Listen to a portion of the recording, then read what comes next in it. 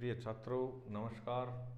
आज हम पढ़ेंगे भारत में गठबंधन सरकारें।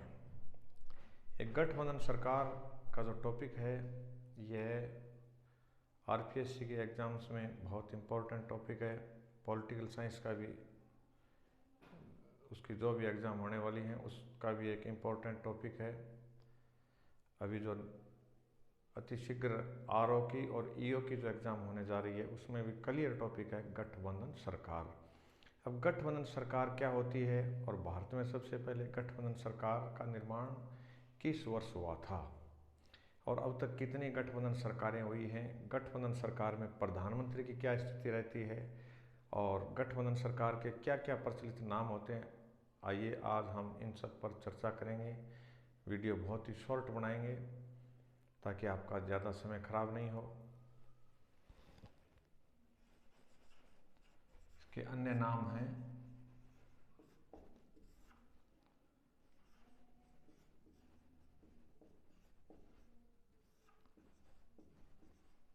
मिश्रित सरकार,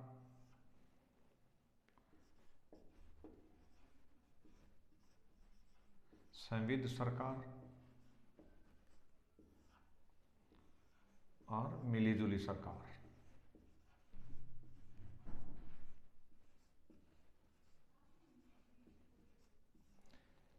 इसके प्रचलित नाम हैं। अब हम चर्चा करते हैं कि गठबंधन सरकारें क्या होती हैं और गठबंधन सरकारों का निर्माण क्यों किया जाता है या इनकी आवश्यकता क्यों होती है। तो हम गठबंधन सरकार की परिभाषा लिखेंगे। अस्पष्ट बहुमत,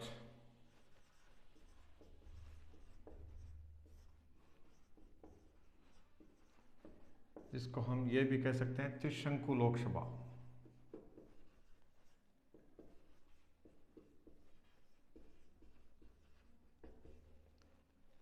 त्रिशंकु लोकसभा में किसी भी दल को स्पष्ट बहुमत नहीं मिलता है और ऐसी स्थिति में उनका चुनाव पूर्व का गठबंधन या चुनाव बाद का गठबंधन बनता है और वो गठबंधन सरकार, मिलजुली सरकार बनाता है, जिसको हम गठबंधन सरकार कहते हैं। अस्पष्ट बहुमत की स्थिति में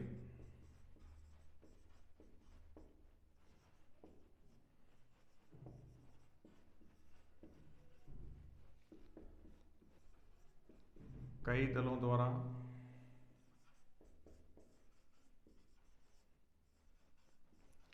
मिलजुल कर जो सरकार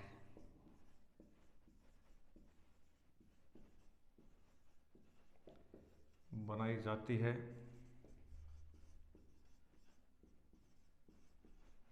उसे गठबंधन सरकार कहते हैं।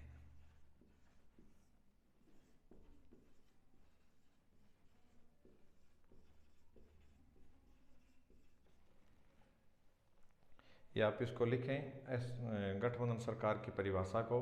अब गठबंधन सरकार का प्रयोग हम भारत में भी देखते हैं, भारत के कई राज्यों में भी यह प्रयोग हुआ है और विभिन्न देशों में भी यह प्रयोग हो चुका है। लेकिन ज़्यादातर गठबंधन सरकारों का इतिहास यह बताता है कि उन्होंने अपना कार्यकाल पूरा नहीं किया और यदि कार्यकाल कभी उनका पूरा हो भी गया तब भी उनमें हमेशा पद के लिए, विभिन्न नीतियों के लिए या अन्य प्रकार के जो दबाव बढ़ाने का ही प्रयास लगभग होता रहा है। तो अब हम चर्चा करते हैं भारत की पहली गठबंधन सरकार के बारे में।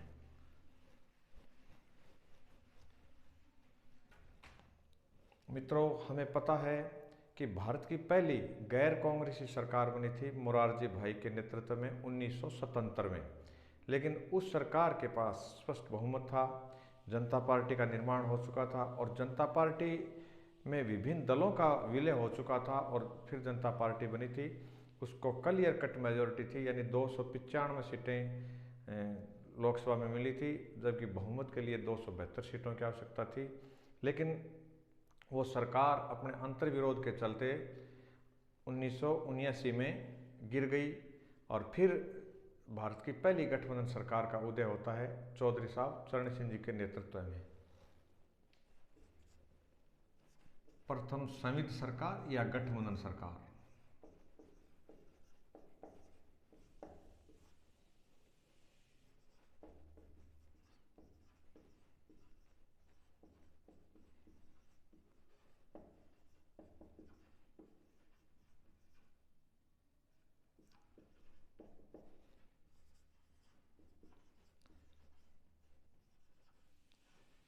जुलाई 1979 को यह सरकार कांग्रेस के सहयोग से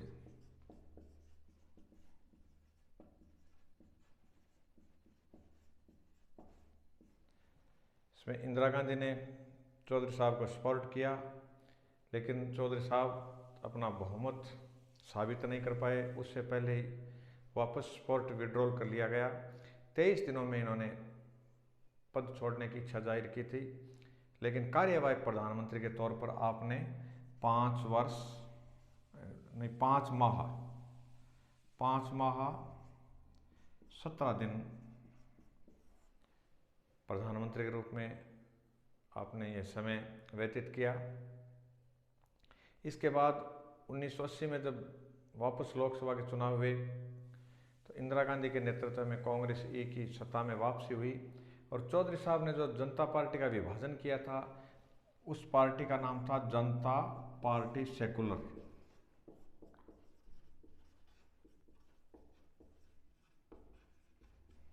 यानी एस। 1980 का चुनाव जनता पार्टी जो मोरारजी भाई के नेतृत्व में चल रही थी उस पार्टी ने अलग चुनाव लड़ा। जनता पार्टी एस जो चौधरी चरण सिंह जी के नेतृत्व में लड़ रही थी उन्होंने अपना अलग चुनाव चिन्ह पे चुनाव लड़ा और कांग्रेस के भी 2 गुटों ने चुनाव लड़ा था अलग अलग, जिसमें कांग्रेस ओ भी अलग था और कांग्रेस इंदिरा गांधी वाली कांग्रेस आई थी। कांग्रेस आई की सत्ता में वापसी हुई पूर्ण बहुमत के साथ और इंदिरा जी पुनः भारत की प्रधानमंत्री बनी, जो अपनी मृत्यु पर्यंत प्रधानमंत्री के पद पर रही। फिर उसके बाद आता है 1984 का चुनाव जो सहानुभूति लहर के ऊपर लड़ा गया था। उसमें राजीव गांधी के नेतृत्व में कांग्रेस को 415 सीटें मिली थी और बाद के जो उपचुनाव हुए उनमें 10 सीटें और मिल गई, कुल 425 सीटें हो गई थी। आज तक के इतिहास में इतना बड़ा बहुमत किसी पार्टी को या किसी प्रधानमंत्री को नहीं मिला है। अब हम इसके बाद जब 1989 में 1989 में चुनाव हुआ, बोफोर्स तोप के मुद्दे पर चुनाव लड़ा गया, विपक्ष ने चुनाव लड़ा।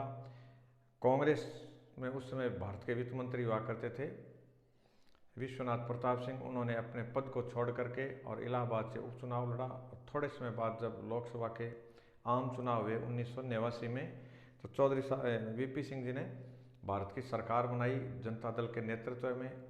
वो सरकार भी मित्रों अल्पमत की सरकार थी, यानी पहली अल्पमत की सरकार या गठबंधन की जो सरकार थी वो थी चौधरी साहब चरण सिंह जी के नेतृत्व में। और भारत की जो दूसरी गठबंधन सरकार आती है वो है वीपी सिंह जी के नेतृत्व में।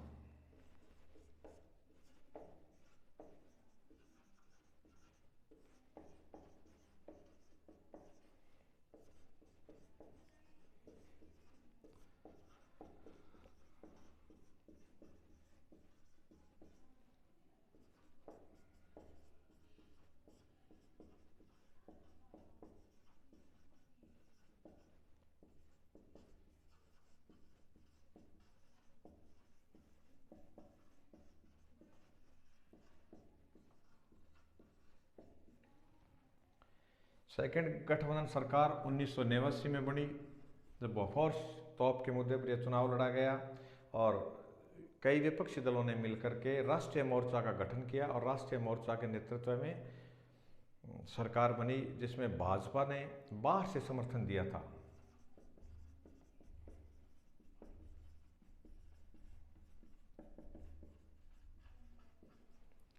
प्लस कम्युनिस्ट पार्टियां इस सरकार में शामिल हुई थी।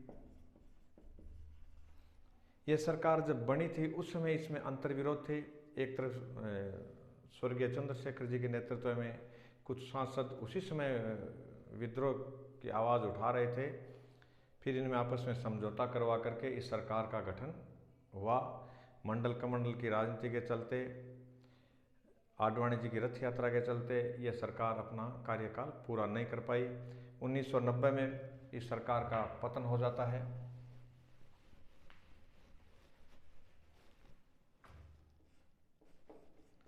फिर थर्ड गठबंधन सरकार बनती है।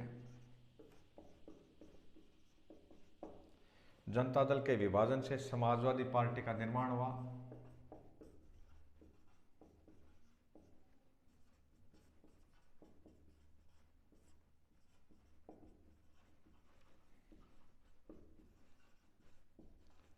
चंद्रशेखर जी के नेतृत्व में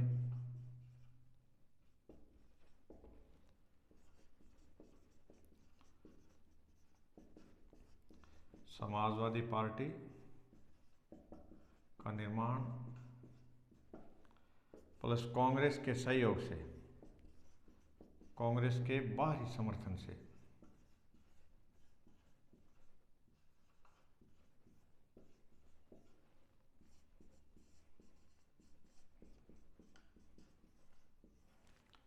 सरकार गठित हुई। चौधरी देवीलाल जी इस सरकार में उप प्रधानमंत्री बने।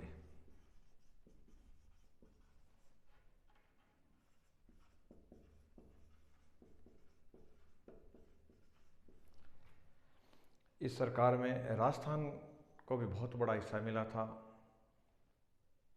चूरू के सांसद स्वर्गीय दौलतराम जी सारण उस समय शहरी विकास मंत्री बने।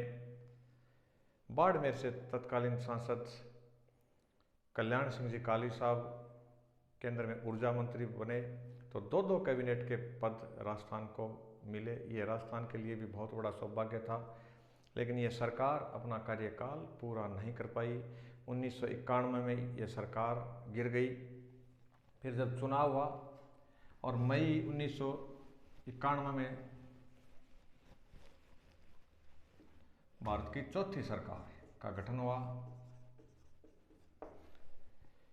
चुनाव जब चल रहा था उसी समय श्री पेरमदूर में राजीव गांधी जी की बम विस्फोट में मृत्यु हो चुकी थी। और बाकी जब सीटों पर चुनाव हुआ तो वहाँ एक सहानुभूति लहर चली। दूसरी तरफ राम मंदिर बनाओ लहर भी चल रही थी। कांग्रेस को बहुमत तो नहीं मिला, लेकिन अस्पष्ट बहुमत मिला। कांग्रेस ने विभिन्न दलों के सहारे सरकार का निर्माण किया। प्रारंभ के वर्षों में जो नरसिंह राव साहब की सरकार थी वो गठबंधन की सरकार थी, अस्पष्ट बहुमत की सरकार थी। उसके बाद इन्होंने जनता दल का विभाजन करवाया और चौधरी अजीत सिंह जी के नेतृत्व में लगभग 60 सांसद कांग्रेस में आ गए थे और उन्होंने इस सरकार को पूर्ण बहुमत प्रदान कर दिया।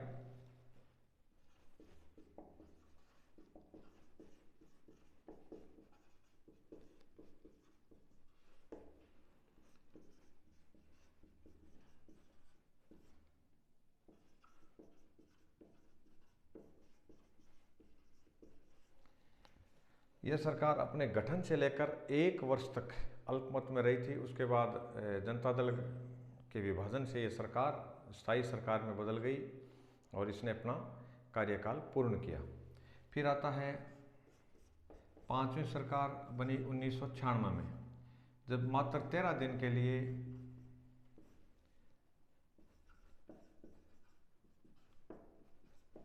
अटल जी भारत के प्रधानमंत्री बने। उनके पास बहुमत नहीं था। राष्ट्रपति महोदय ने उन्हें आमंत्रित कर लिया। उन्होंने गठबंधन का दावा जरूर पेश किया प्रधानमंत्री के नाते, लेकिन बहुमत साबित होने से पहले इन्होंने अपना इस्तीफा सौंप दिया। फिर इसी लोकसभा में HD देवेगौड़ा, इनका पूरा नाम था हरदन हल्ली देवेगौड़ा, हरदनहल्ली देवेगौड़ा।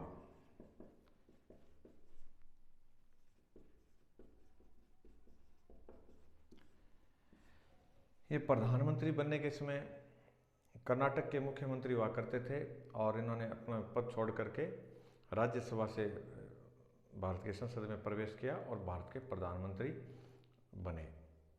1 वर्ष तक इनकी सरकार चली। हमें भली भांति ज्ञात है कि विभिन्न दलों का जो इनका गठबंधन था जिसमें 13 दल थे,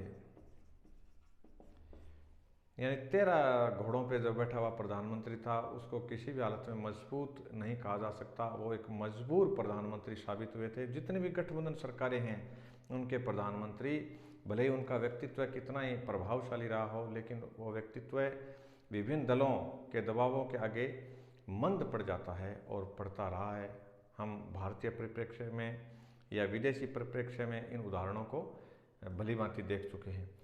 देवेगौड़ा जी की सरकार कांग्रेस के बाहरी समर्थन से बनी थी।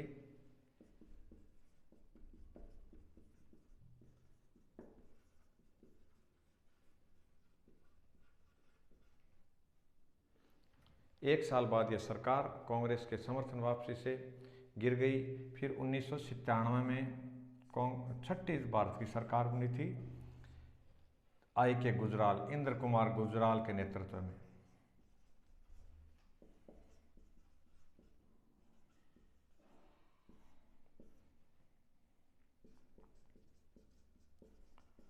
जनता दल प्लस कांग्रेस का भारी समर्थन रहा और इसमें भी वही 13 दल रहे और लगभग मिनिस्ट्री या मंत्रिमंडल मंत्रिपरिषद भी सेम रही। सिर्फ इसमें प्रधानमंत्री बदले गए और यह सरकार 1998 में गिर गई। 1998 में फिर भारत की 7वीं सरकार बनी थी, वो अटल जी के नेतृत्व में।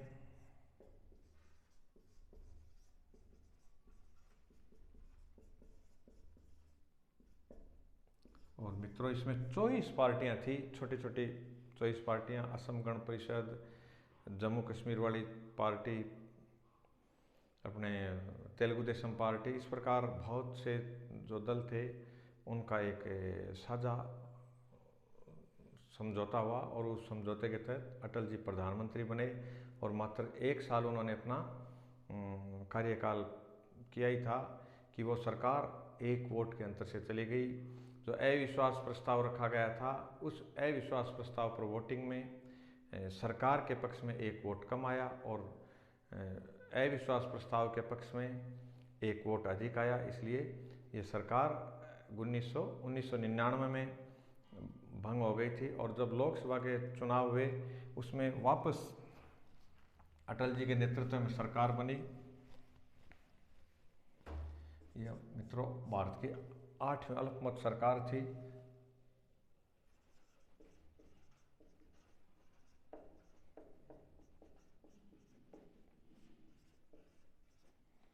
इस सरकार का गठन अक्टूबर 1999 में हुआ।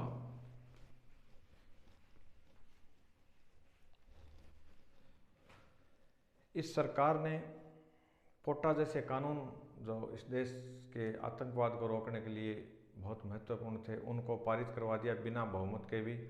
लेकिन कुछ एक मुद्दे जिनमें भारतीय जनता पार्टी या अटल जी चाह कर भी कुछ नहीं कर पाए क्योंकि वो विभिन्न दलों की बैसाखियों पर आधारित थे और ये सरकार अपना कार्यकाल पूरा कर रही थी भली भांति। सरकार ने ही फील गुड और शाइनिंग इंडिया के नारे दिए थे और 6 माह पहले चुनाव करवाए और 2004 में मनमोहन सिंह जी भारत के प्रधानमंत्री बने, जो भी अल्पमत प्रधानमंत्री थे। फिर 2009 के चुनाव में भी वो अल्पमत प्रधानमंत्री रहे।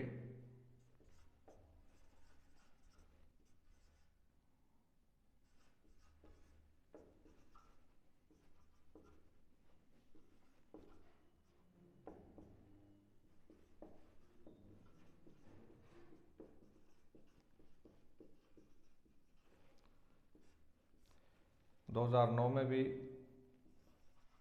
मनमोहन सिंह जी अल्पमत के रूप में प्रधानमंत्री रहे। कांग्रेस की सीटें जरूर बढ़ी थी, पहली बार 160 थी 2004 में, 2009 में ये सीटें बढ़ करके 209 हो चुकी थी। लेकिन फिर भी स्थिति एकदम कमज़ोर थी। कुछ मुद्दों पर जैसे 2008 में परमाणु समझौता जो अमेरिका के साथ सरकार ने किया था उस पर बार बार कम्युनिस्ट पार्टियों ने धमकियां दी थी और अंततः अपना समर्थन वापस भी ले लिया था। फिर भी उस सरकार ने समझौता किया। लेकिन कुछ एक मुद्दे ऐसे रहे जिनमें सरकार क्लियर पंगु दिख रही थी, जहां चाहकर भी वो मनमोहन सिंह जी गठबंधन की राजनीति किए या गठबंधन की मजबूरी के चलते कह सकते हैं या गठबंधन धर्म के चलते कह सकते हैं, कुछ महत्वपूर्ण निर्णय नहीं ले पाए। इसके बाद भारत में गठबंधन सरकारों का दौर एकदम से समाप्त हो चुका है। 2014 में जब मोदी जी के नेतृत्व में सरकार बनी, इसको क्लियर कट मेजोरिटी थी, 273 सीटें मिली थी, इनको ज़रूरत थी 272 की। और जब 2019 में जब वापस लोकसभा के आम चुनाव हुए, उस चुनाव में भी भाजपा को 303 सीटें मिली, यानी अकेली भाजपा अपने दम पर सरकार बनाने में सक्षम हो गई। हालांकि ये गठबंधन इनाम दे रखा है इन्होंने, राष्ट्रीय जनतांत्रिक गठबंधन, लेकिन वैसे देखा जाए तो ये भाजपा की बहुत बड़े बहुमत वाली सरकार है। और जो भी फैसले हैं वो सरकार में प्रधानमंत्री अपनी इच्छा से एकदम दिल ठोक करके ले सकते हैं, कहीं किसी के दबाव की ज़रूरत नहीं होती। लेकिन पीछे के सरकारों में हम कार्यकाल को देखते हैं, वो प्रधानमंत्री महोदय भी बहुत विराट व्यक्तित्व के धनी थे, लेकिन गठबंधन के धर्म के चलते, गठबंधन की मजबूरियों के चलते वो निर्णय नहीं ले पाए। जैसे हम मनमोहन सिंह जी की जो संयुक्त प्रगतिशील सरकार थी, यूपीए सरकार,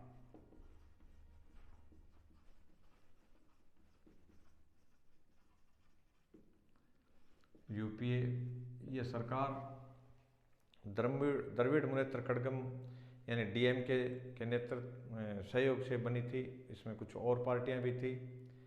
डीएमके ने जब 2009 में जब सरकार का गठन हो रहा था, तो उस समय जो मंत्रियों की लिस्ट दी उस पर मनमोहन सिंह जी सहमत नहीं थे। फिर भी अंततः करुणानिधि जी के कोप भवन में जाने की वजह से और उसी लिस्ट को उन्होंने फाइनल किया। तो एक तरीके से वो उनकी एक बहुत बड़ी मजबूरी रही थी। इसी प्रकार ये जो गठबंधन सरकारें हैं, इनका प्रयोग भारत के संदर्भ में यदि हम देखें तो मित्रों ये लगभग असफल रहा है। एक दो सरकारों ने कार्यकाल जरूर पूरा किया है, लेकिन सरकारें विदेश नीति के मामले में हो, भले ही आंतरिक वित्तीय मामलों में हो, कहीं भी स्पष्ट रूप से फैसला करने में थोड़ी कमज़ोर साबित हो रही हैं।